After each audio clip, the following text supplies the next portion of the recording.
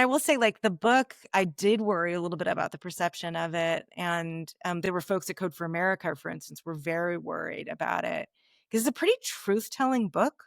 And in fact, the public servants, like, seem to love it, right? Like, even though it's, some would say, like, sort of dirty laundry, it's But I bet their they saw truth. themselves in it. Like it was somebody acknowledging the fact that they were doing both good work and they were trying to change the system from the inside, but that it was also fundamentally broken and probably something they've been telling their bosses for a very long period of time and nobody necessarily was listening to them. So many people say to me these exact words: I feel seen. And I had people, the book is dedicated to public servants everywhere. Don't give up. I had a lot of people ask me to sign their copy of the book on that page, and they cried because they felt so seen after so many years of frustration and trying to serve the public and feeling being really held back from it. And so that really taught me that it is worth it to for the most part, like, say the truth even if it's hard and even if you might get a little blowback. I get more blowback from what I'm writing now than I did for the book,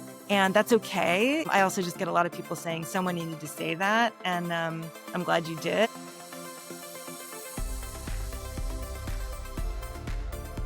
Welcome to Anchor Change, where we help you panic responsibly in a chaotic world. I'm Katie Harbath. I've navigated impossible trade-offs in tech, politics, and my personal life for decades. I know that can be lonely. As a Midwesterner who spent 20 years in Silicon Valley and DC, it's taken me a while to figure it out. I still am. One thing that helps me is hearing the stories of other people forging their own paths. Because in a world of complexity, you don't have to navigate it alone. Welcome to Anchor Change.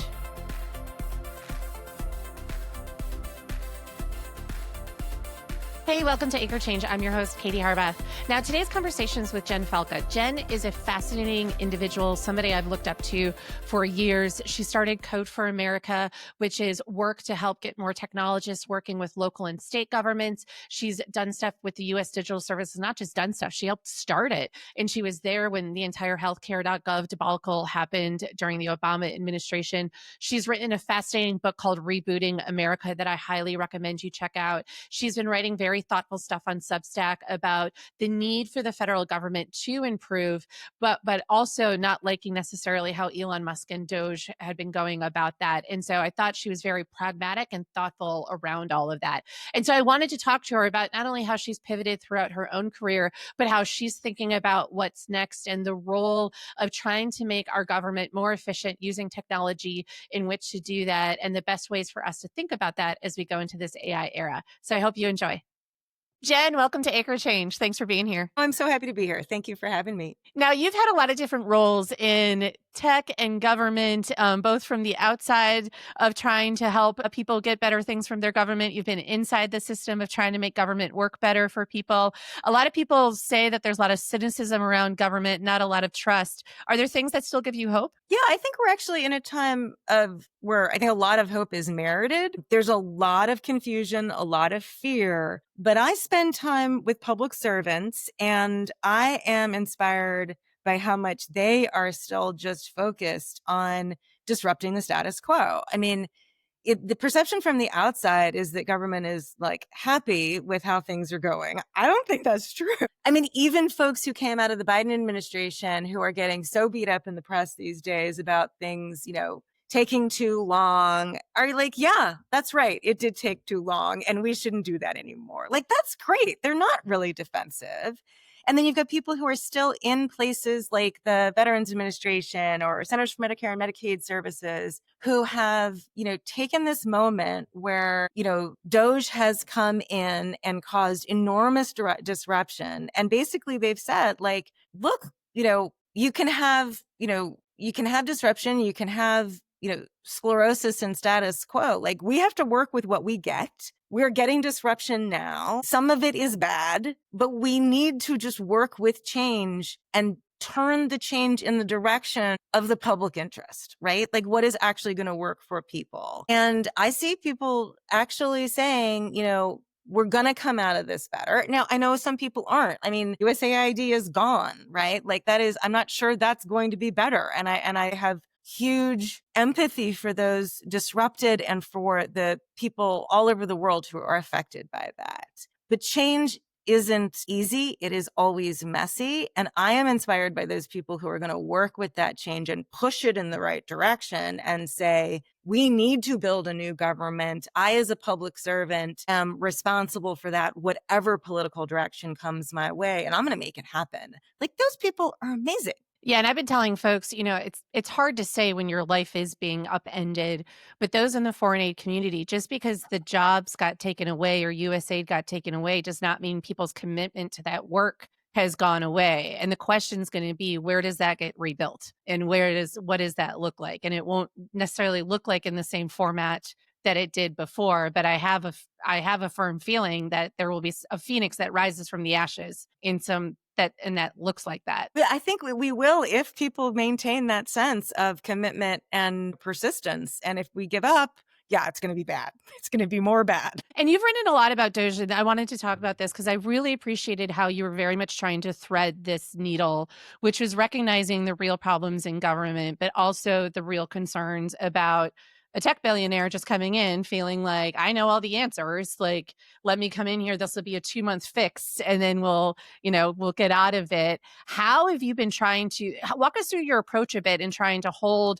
both of those truths and kind of reach into that nuance when a lot of people kind of want it to be like, we don't like Elon, we don't like Trump, thus everything that they're doing must be bad. Yeah, it's been hard. It's really hard to thread that needle right now because you risk discounting the real impact to the public servants and the systems that they, maintain and rely on. And yet, I think you don't have to believe that Elon had the best of intentions to still believe that we can work with disruption, right? Like, I don't necessarily believe that he's in it for the same reasons that I would be in it for. I do believe that no group of people is monolithic and heterogeneous in its thinking. And I always believed that there would be people coming in from Doge who would learn, who would listen, who would say, actually, there's something interesting here. This is this is valuable. It's worth maintaining. It's not about tearing things down. It's about what we can build up. And nobody really wants to talk about, but I do see evidence of that different people have come in for different reasons. And it isn't all driven by an ideology that is absolutely terrible, though some of it is definitely sort of nihilistic, and that's very scary to me. But I do think we have to look for the possibilities in all this. And I think that the big mistake that the left is making right now is to say that they have torn down government. So I'm critical of the left in this but I'm also very critical of Doge and the Trump administration in this regard. Cutting staff and cutting contracts does not actually change the rules and regulations that hold us back. And they haven't worked on that. I mean, Elon has come in he's gone now, but when he was in, his philosophy was Congress is too slow. I'm not going to go work with Congress. Well, government sclerosis is sort of a combination of people, sometimes it's the wrong people. I think mostly it's the right people, but they are told to do the wrong things. They work primarily, they're asked to spend their time on processes that don't actually get the outcome that people want. We have this procedure fetish that has created this, growth of process over time that is tanking government in these terrible ways. To change that, you actually need to go look at the law, policy, regulation, process, and procedure, that whole cascade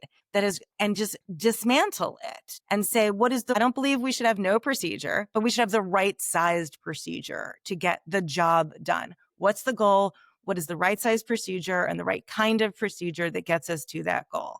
That involves a lot of dismantling that actually hasn't happened. Like getting rid of people without getting rid of the work that they're supposed to do that is low value and a distraction. That work still needs to be done. And so we have to hold in tension the sense that they've done all this quote unquote disruption and the sense that in fact the disruption remains still to be done. Have 3.5 more years of the Trump administration. Let's see if they take that on and do it right And then we have the entire rest of government, right? We have 50 states that need to do this work. We have 30,000 municipalities that need to do this work. We're just beginning. We're not at this moment where everything has been destroyed and needs to be rebuilt. We're at the beginning of an agenda that is a sort of cleaning out. And we should think about it that way. Give us a little bit of the history, because I want to talk a bit about this. Is obviously having people come in and trying to make government more efficient. You helped to create the US Digital Service during the Obama administration. People listening might remember when healthcare.gov, I think the first day it helped all of 8 people because Yep. it melted down. Walk us through a bit of that history of you getting in and starting that, and some of the early lessons learned from trying to bring that sort of tech mindset into the US government. Yeah, those were crazy times. And it's interesting to look back now. It's been 12 years. I was running Code for America when Todd Park, who was the second chief technology officer of the US, asked me to come to DC because he had started the Presidential Innovation Fellows, which was sort of the federal version of the Code for America Fellows program. And I politely declined, but sort of reverse pitched him on the idea of having a US version of what the government in the UK was doing with their government digital service. And it's a long story, but we were sort of working on that, not getting a ton of traction. There'd been sort of agreement in principle, but as government can really operate as like a vetocracy or a no-ocracy. And as long as someone's still hung up on it or has questions, it's not moving forward. And yes, that's when healthcare.gov had its rather rocky launch, we'll say. And to me, that was like, okay, this is the perfect illustration, sadly, that we need a USDS. We need people inside, not just the agencies, because we definitely need them in the agencies, but in the center of government who really understand the digital world and understand that all of our policies ultimately are going to get implemented through digital systems, almost all of them. Sometimes it's like real service delivery, like healthcare.gov. Some of it's just understanding the digital world. If we're trying to say regulate AI and in a global economy, you have to understand how this stuff works, right? You need that core competency in government. And so that ended up being, in some ways, though not directly, the kick in the pants that the White House needed to finally say, yes, we're going to create this unit. We named it the USDS after the Government Digital Service in the UK. And along the way, because we had started out doing this over at GSA, they ended up getting their own group as well. So you had the emergence of AF at the same time as USDS, and then they sort of grew up together over time. They both survived the first Trump administration. In fact, I think they did some of their best work under the first Trump administration in some ways, and then have had significant changes here now in the second Trump administration. What do you think some of the biggest impact was from starting those orgs, or maybe lessons learned from trying to build that up? The thing that struck me the most when I was there was how truly resistant the leadership can be. And I don't mean any particular person, but just like the folks who are seen as the leaders of our government really saw this as not belonging in the White House because implementation is something that other people do. Right? The policy was the important part. And you had this huge hesitation to have digital competence in the center of government because then you were getting your hands dirty with implementation. And that had a whole set of things that you just like didn't want to touch. Right? It reminds me of content moderation for tech. Like I'm having some flashbacks, right? Where I tell people there's the policy of what people can or cannot do, but the execution of it is a whole entirely different matter. And that's usually where people do not want to touch because they're like, ooh, I don't want to have to make those tough decisions or like have that on my hands. But at the end of the day, like the content moderation literally is the product, right? Yeah. Right. And in government, service delivery literally is the product. And we were making the mistake, and sometimes still are, that policy is the product. People don't know what the policy is. They don't care what the policy is. They care if they can get their health insurance. They care if they get their benefit. They care if it's hard to pay taxes. They care if no one answers the phone. They care about all these things that are so far from your policy. And I really did. I kind of feel like the Biden administration kind of finally learned this because there was such a focus on these legislative wins and so little attention paid. I mean, that's not true. attention was paid, but they did not really knock it out of the park on the implementation side of it. And that's not all like, digital services. It's like, did you get the EV chargers built? Like, did we get the money out the door? Like, how much did we let that process get in the way of getting the outcome people expect? It's all the same thing that we're talking about. And when I came into government, I don't think I understood how deep those perceptions and beliefs go. It's not just like, I don't like tech or tech's not my thing. It's like a really deep feeling about the role of policy and the way that we govern that is really about changing the operating model. It's not we need to adopt more tech or we need to be more comfortable having tech people in the room. It's that the operating model of government is still like from the 1950s and 60s. It does not work. And we need a fundamentally new operating model. And in the new operating model, policy and implementation aren't these separate things. They're together in one feedback loop. So as you're implementing, you're getting feedback on your policy, then you're adjusting it, and that feeds into the implementation, lather, rinse, repeat over and over again. This is a profound difference from what we have today that it just goes so much deeper than I think people realize. And I did not realize how ingrained the legacy model really is and how many decades it's going to take to get over it, or has been taking to get over it. Yeah, making that cultural shift is turning a very, very, very large battleship. It's not a matter of more humans, more money, anything like that. But do you think that's part of the opportunity and the chaos that's happened with Doge in coming in and disrupting is also potentially changing that type of culture? Because sometimes you need, I mean, as much as I hate to say it, like sometimes you need that like massive disruption to have that opportunity to adjust that culture. I do think it's an opportunity. I think it's been a sadly missed opportunity to do it right because the lack of respect for civil servants, the lack of curiosity to not actually ask these people and say, what contracts should we be canceling? Who should we lay off? What can we do differently? When there are people in government who desperately want to share those insights and actually have them, the carelessness, I think, with which it's been executed, that's going to give disruption a bad name. So there's like you really could have done this in a far more respectful and wise way that would have brought people along to, yes, this is what we have needed. It still might be painful, but you would have had all these allies. You would have had far better outcomes. And so I think in a certain sense, they have needlessly pushed many folks sort of back into a more retrenched position where they're like, no, given the choice between this kind of crazy disruption and the status quo, I'll take the status quo. That's unfortunate because the status quo is terrible. Well, and you just want just done it differently. They could have done it differently. And maybe they still can. We're only 6 months in. I know it's hard to remind ourselves that we're only 6 months into all of this. And it's like this has been one of my biggest frustrations too, because it's just so classic. I hate to paint all of Silicon Valley with this brush, but it's like a very certain component of Silicon Valley where they come in and they're like, we have all the answers. They don't ask those curious questions. Yes, does it slow down the process a little bit? Yes, but in the long run, you're going to be doing it better versus trying to move it super quickly and then making all these mistakes that they're now trying to fix that have a much bigger impact on people's lives than maybe some of the other startups and stuff that they were doing. Well, a good California. example of that is like, they've come in and done and are still doing these reductions in force. And they should have known that coming in, and they probably did, that the rules governing reductions in force are terrible, right? It's all last in, first out. You're not allowed to take performance into account at all.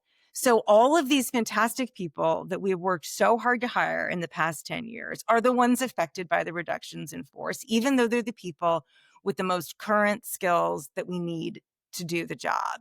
If you've been, I have huge respect for a lot of public servants who've been there 20 and 30 and even 40 years. I'm not saying we need to get rid of them, but there are folks in government, we should admit, who have been there a long time who are really coasting. And those are the people who aren't serving the public need. And they are the ones who should be affected in a layoff if they're not contributing to the mission at the level they should be. That's what layoffs are for. And instead of going, oh, look, we have a Republican trifecta, like we're in the honeymoon period with, a new president. Let's go get that changed before we do massive layoffs so that we keep the talent that government most needs and actually clear out, what was potentially, maybe it's disrespectful to call them the deadwood, but like that's the term that kind of gets used. They didn't do that because it would have taken a couple months. But in the long run, their work would have been far better and more sustainable, right? Because the way they're doing it, like right now, you can just reverse what they're doing. Yeah. Now, we talk about this a lot at the federal level, but I want to talk about your work at Code for America as well, because there continues to be a lot of amazing work happening at the state and local level too. Can you share about you starting Code for America, why, and sort of what its goals are? Yeah, I should say that Code for America is now run by a wonderful woman named Amanda Renteria. I haven't been involved with it since I stepped down, or much involved with it since I stepped down in 2020. I had the foresight to step down right before the pandemic, not knowing a pandemic was coming. But I started it really back in the original Gov 2.0 era, which you remember, I think, Katie. Yes.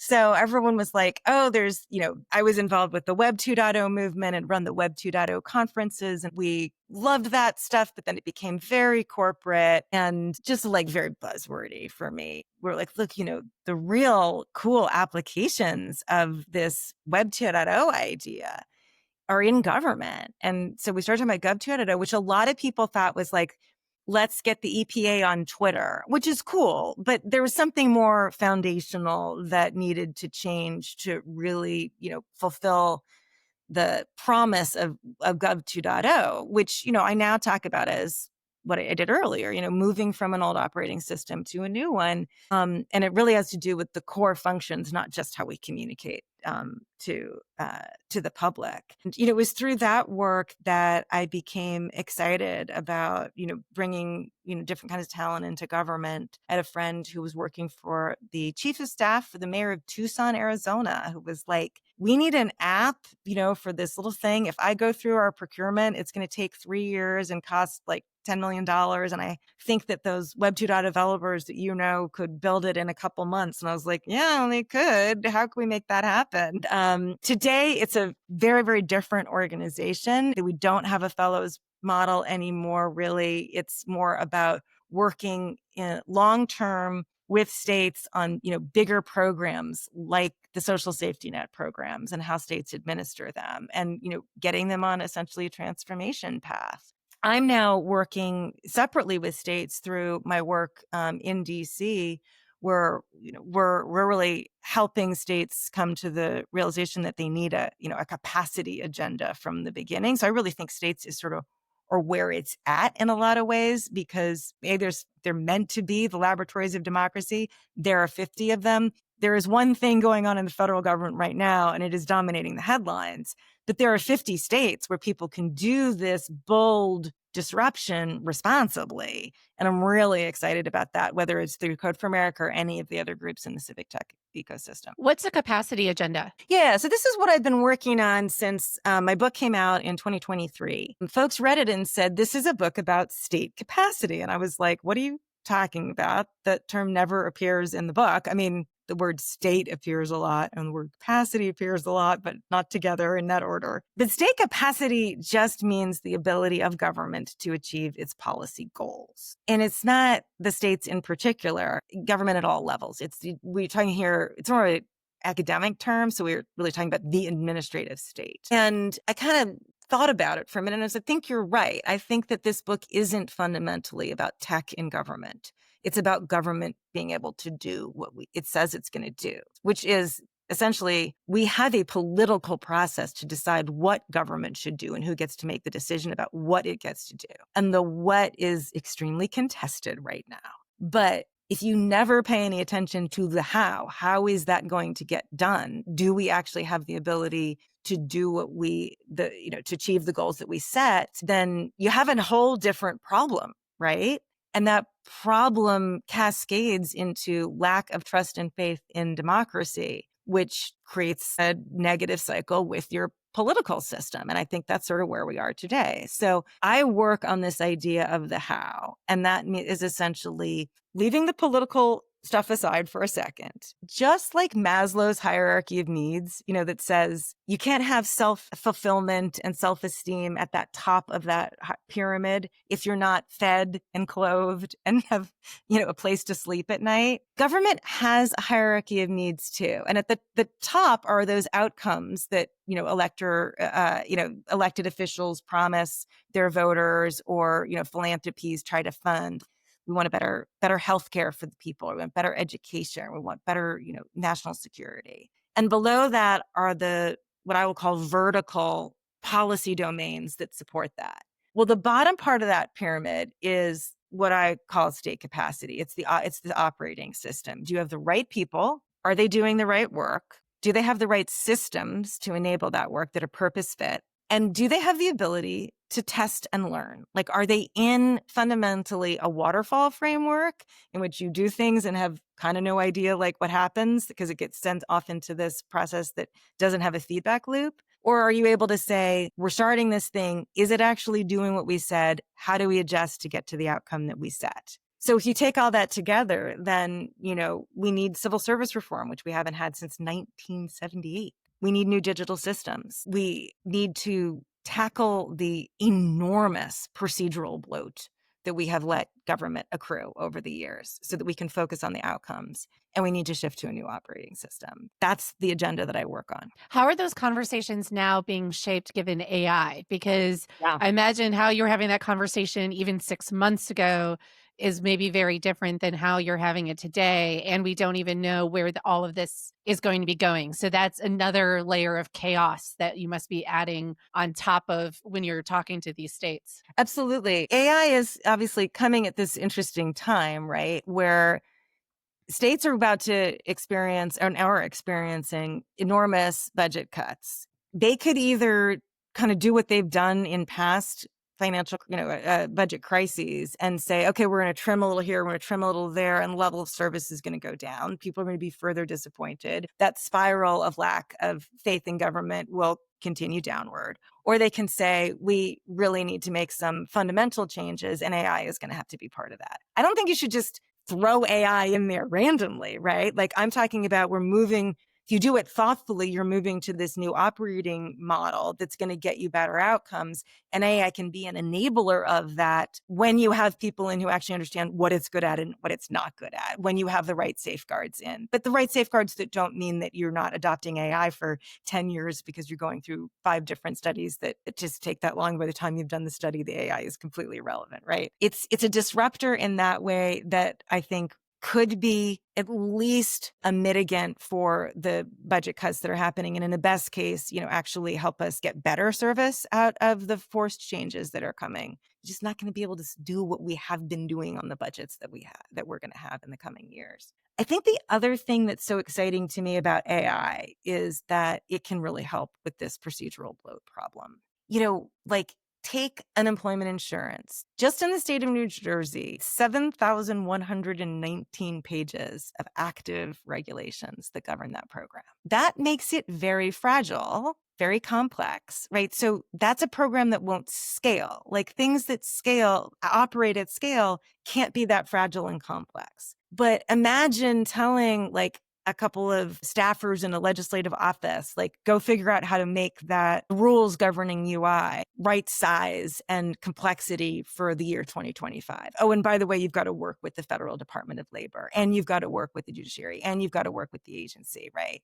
The complexity is so great that people just don't do it, frankly. Now you can feed those 7,119 pages into a custom LLM. Our colleagues at Stanford Reg Lab have built several of these that seem to work pretty well, and they're going to get better and better. And ask it questions about, this doesn't solve the problem for you, but it dramatically accelerates what you can do to say, which of these are conflicting, which are no longer relevant, which of these are in tension with others. Where can we clean this up? You should be able to, run the UI system with a couple hundred pages of rules and guidance, not 7,119. And for all the talk about we need to like invest more in, the better systems for the state unemployment insurance, or people who want to federalize it, which is another possible path, right? Like, why do we have 50 of these systems instead of one? Right? Like, for all that talk, that actually won't work if you don't simplify the rules and processes that govern the program at the same time that you do the tech modernization. And we suddenly have the tools to be able to do that in ways that we couldn't before. That doesn't give us the political will. We still need to have the political will to hash out the differences in what those changes would look like, deal with the capture and, the stakeholders who are not going to want it to change, and have the courage to confront them and say, yes, but the cost of this is that we don't deliver these services and we pay very high prices for these systems. If we can actually put those tools together with the political will, there's a much brighter future for these systems Well, I wanted to ask you about that because building up trust, I'm finding this in doing a lot of, I feel like I'm going back to my old school and I'm doing a lot of very basic training for folks of just sort of like, this is a prompt. This is what AI is. It's not just necessarily generative AI, but because it is a real mind shift of having to rethink of what AI can do for you. And it took me personally a while to get my head, and I'm still getting my head wrapped around that. But I worry sometimes that folks from who are deep into AI kind of skip all those parts. And then they like come in and they're like, I've got this fancy AI tool. It's going to help you do all this.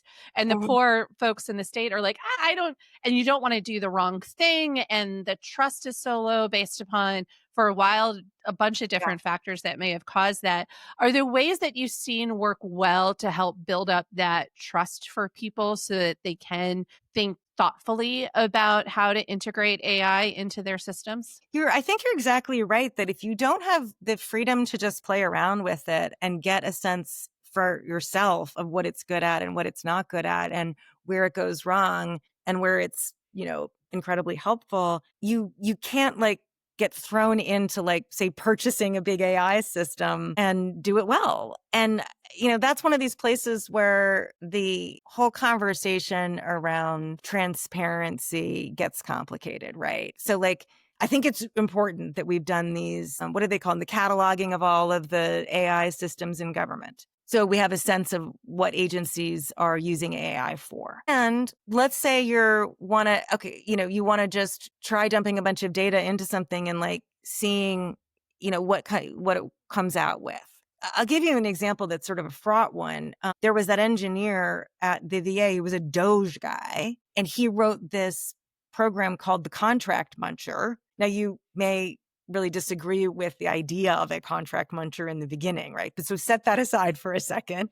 He threw a bunch of, data about these contracts into an AI model and said, here are the ones we think here are characteristics of contracts we should not cut. Here are ones that you should be put up for at least consideration for cutting, right? Now, he was forced to use an old model because they've only approved some, technology that's now kind of out of date, which is a bit of a problem. But he came under a lot of fire for recommending a bunch of contracts that shouldn't be cut, understandably. And apparently the model also hallucinated some of the contract amounts. But I would maintain that like the ability to like throw that data in there, it couldn't take him that long, right? And see what happened is part of what we need to do.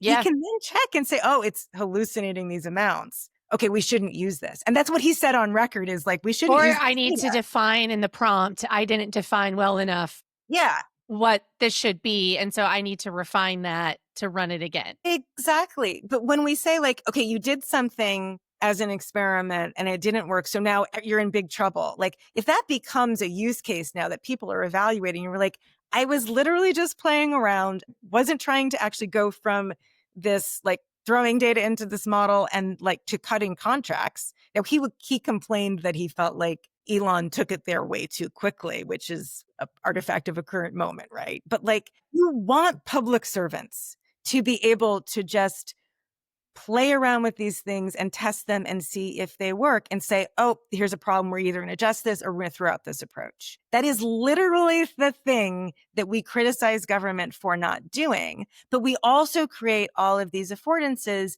that make everything super high stakes. So if that's like a use case that's going to be evaluated, then you're like, okay, I'm not going to do it because I'm going to get in trouble for doing this. But I also know I'm not learning how to do things better, and I'm not gaining that competency within the agency of, this is what this model or this is what this kind of technology could be good for in the future. We really kind of constrain our public servants in ways that we then complain about. Well, and I think that's happening in business. I think that's happening across the board. There's, folks that are having I think it's good we're having these conversations around ethical boundaries and stuff like that too. But you're right about giving people that ability to experiment and play and having those boundaries and those guidelines in place of the steps you're going to take before you actually use something that the AI spits out versus just jumping right into it is going to be a really important step and a culture shift for many people about before you buy a model or decide to integrate it. Like there's got to be this experimentation period where you're making sure it does what it should do. To your point about,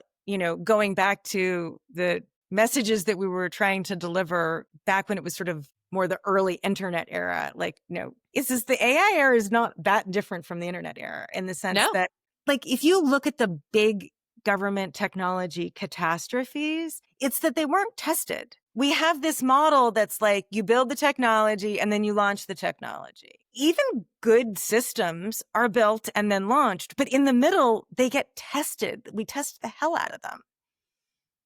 And I'm thinking about this thing in Michigan in 2013. It was called Midas, also on unemployment insurance. It just had some really bad programming in it. And it had a weird way of calculating your income. It was like setting it to the wrong date. It's just a basic programming error. And nobody caught it. And so it falsely accused something like 30,000 people of unemployment insurance fraud and bankrupted a lot of these people. So they're like, technology is bad. Technology is not bad. Technology is bad wherever you are, public sector, private sector, if you don't test it and work out the bugs. If you pay a contractor to develop 7,000 requirements and then deliver 7,000 requirements and then launch that system without testing it, you will have a disaster. That was true in 2013. That is true in 2025. The point is to have that core internal capability to be like, is this working? Is it doing what we said it would do? Instead of, I'm going to do X, I'm going to do Y, I'm going to do Z, and then we're done. This is a terrible way to do anything. And it's a terrible way to operate in. It's an even worse way to operate in the age of AI. But unfortunately, it is still the way because it's so simple and that's what people want. They want the explanation to be like, I can do all this and then there'll be no problems. Because I think that's some of the complaints too around how do you deploy AI safely? And it's like, there's only so much testing you can do in your own environment before you kind of have to put it out to the public and then see what starts to happen and then make adjustments that way. But that will cause harm. And I understand why people don't want that, but you also can cause harm on the other way too. So it's all about finding that right balance in deploying these types of things. 100%. And we have to have the people in government who are responsible for the system working, not responsible for, but I checked these boxes. Like, the boxes don't mean anything in a world where your system literally changes itself. I want to shift really quickly in our last couple of minutes, just a little bit about how you've managed your career, because you have a thorough line, you have a theme, but you've worked in a lot of different sectors around that. You've started a nonprofit, you worked in government, you're working at a think tank right now. How have you known when it's time to pivot? I mean, you talked about stepping down from Code for America right before the pandemic. How do you kind of know when that's time to happen and how do you help guide those decisions? It's funny. I've kind of made a transition like every 10 years in my career, and it's roughly every 10 years. Weirdly, like I was born like 4 days before the 70s started. Like I changed with the decade, and my changes have been sort of on the decades in a weird way. Like I stepped down right in 2020. I started Code for America 10 years before that. I guess I like being in something for a good 10 years and being able to really learn. But I also feel like, each chapter has built on the last one. My most recent transition was really kind of saying, look, I think the work that the civic tech world does is super, super important. And I also just don't think that the problems of civic tech are going to get solved at the level of technology. Environment in which this technology operates is fundamentally hostile to it It's this old operating model, right? It's try to do iterative user-centered development in a world that is fundamentally waterfall. You are just pushing a rock up a hill. So for me, this latest transition has been, how do I go upstream and help create the conditions under which this transformation can occur? And that's how I get back to bring it right down to, brass tacks. Government with the right people, focused on the right work, reducing the procedural bloat with, the systems then come in there, right? The systems enable all of this, but are also enabled by these other pieces. And then this transition to a new operating model, which is fundamentally about the relationship between the executive and legislative branches, right? Because if policy and implementation are now going to be in a feedback loop, that means people who make laws and people who implement laws need to be in a conversation that they haven't been in before. So it's been, I think it's also tied for me, like going upstream means learning about parts of the ecosystem that I don't know. I've been spending way more time on the Hill and in state legislatures since I left Code for America. I started when I was doing the unemployment insurance task force during the pandemic. This was the summer of 2020, and California's pandemic unemployment insurance crisis was really at its peak. They asked me to come in and help fix it. And not only was I working with the Government Operations Agency and the EDD in California Employment Development Department, but I was also sort of a bridge to the state legislature. And I could see the disjuncture between those two, like what with all the best intentions, what the assembly members were asking and how they were trying to oversee this crisis versus what the folks in the agency could see. And I became a translator. That's a great role for me, sort of translating between two roles. And then when I came back, I've actually moved back to DC now. I'm not there in the summer, but I'm most of the year living in the DC area so that I can go to the Hill and start to translate between, legislative staffers, legislative members, and, the environment that they're trying to oversee and help them understand something different. So the transition is a lot for me about getting to get to know and understand a whole part of this ecosystem that just was not my expertise for years. And I love it. I love being this bridge. I love understanding what's going on the Hill. I love the eagerness of these legislative staffers who really get that the system they're working in doesn't work and they have to be part of changing it. What role has writing the book and doing the newsletter and just sort of public speaking overall played in this as well? Because I think a lot of people, now that they might be free agents, might be thinking about the same thing, but also worried about getting attacked. How does that fit into your overall strategy?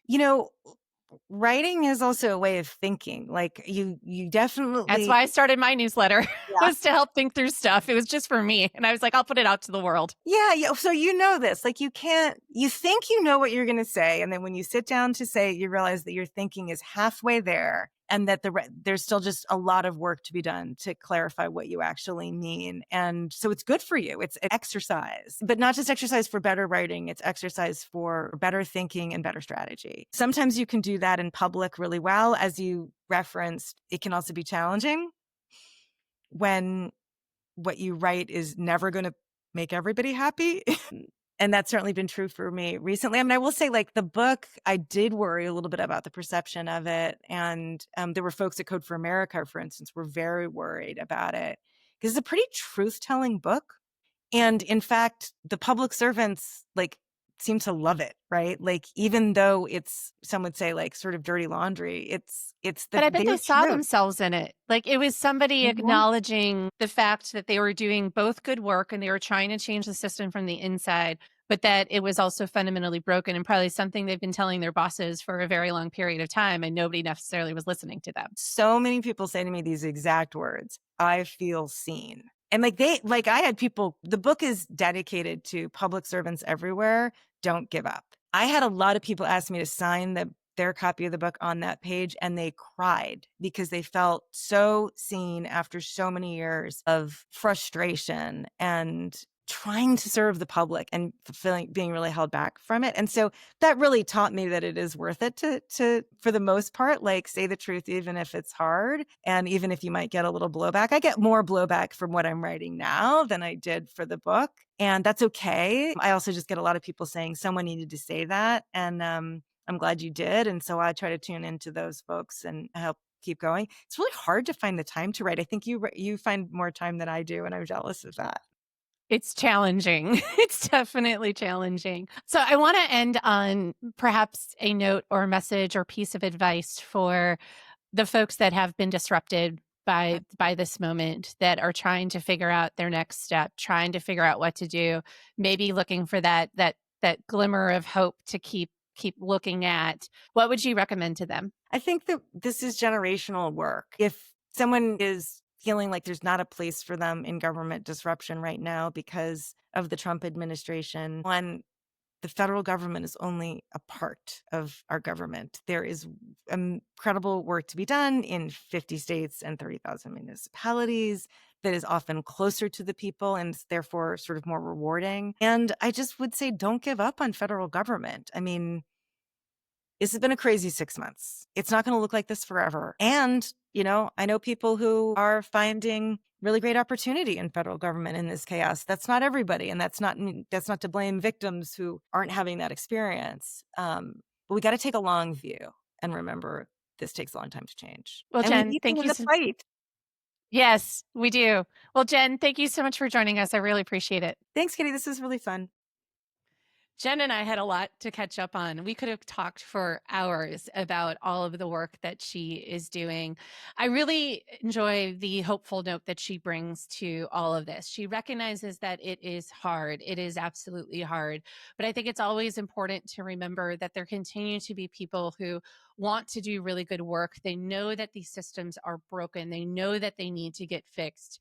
But there needs to be a way in which to do that comes with a level of curiosity, asking people questions, understanding what that looks like, even if the disruption you're going to make is going to be painful, but also that there's opportunity in the chaos and opportunity in the disruption. And while many of us may be just focused on what is happening at the federal level, because that's what's getting a lot of the attention, it's important to remember there's so much work still to be done at the state and local level that can also be a focus for people and the work that they are doing. You can find Jen. Her book is Recoding America. I will put the link to her newsletter in the show notes if any of you want to find it. All I ask of you is please, if you enjoy this episode, please like and subscribe. And don't forget, I'm running a fun little quiz right now on panicresponsibly.com. I want to be doing some new merch. And so far this summer, I thought it'd be really fun to do a quiz. So you can go to panicresponsibly.com and take a little quiz about what your panic persona is. I've got things like Shadow Sage. Are you a chaos theorist or a grounded witch?